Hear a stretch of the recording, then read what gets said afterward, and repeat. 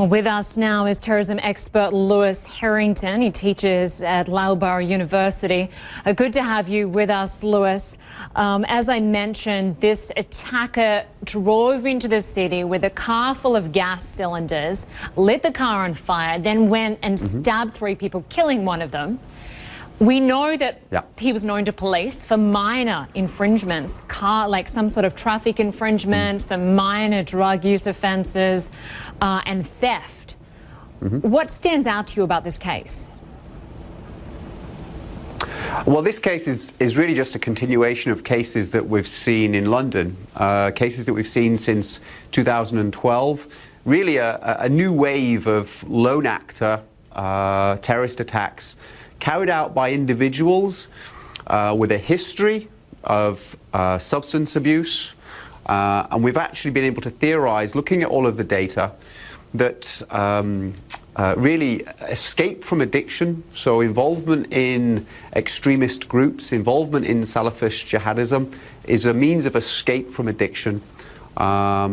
And actually, after a while, individuals like this, and there's numerous examples, Khalid Masood in London, of a sort of escape from addiction, involvement in extremism, but then cognitive dissonance, inability to reconcile a former identity with this kind of new sort of Salafist jihadist identity.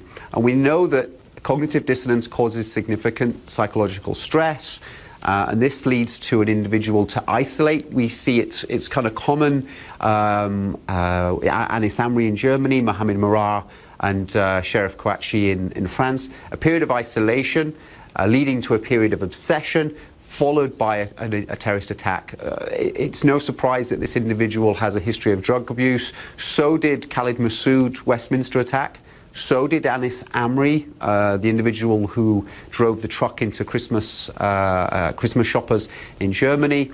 It's a new wave, and it's very much characterised as really a sort of a psychotic wave, lone actor, rather than the sort of organised wave that we witnessed in 2003 to sort of 2007. So it's a very distinct wave now. So police say that the attacker's wife is now missing. ISIS claim responsibility for this, although CNN can't verify that. What reach does ISIS have right now, given that they've virtually lost all their territory in Syria and Iraq? Yeah.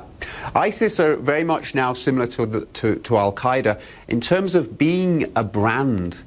You see, if you have an individual who is already struggling with mental health, already struggling with a desire to return to drug addiction, their life has become meaningless.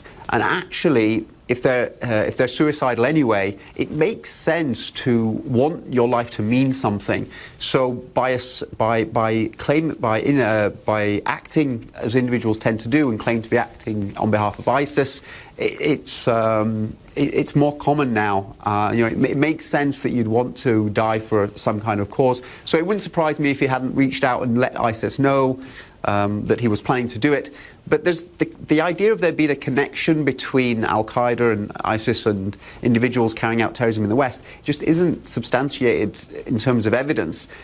ISIS would claim responsibility. It makes sense. They claim responsibility for many attacks in Europe where there's never been found to be any direct link. It's just a brand. It's something to claim, afterwards. This attacker was from Somalia. What should we read into this when it comes to assimilation? There's no doubt around the world people are concerned about how migrants are being assimilated into various communities. Just explain for us what we should make of that. Well, I don't think we should look at, I don't think we should start looking at immigration and trying to tie terrorism and immigration together. Our problem in Europe is not terrorism from migrants.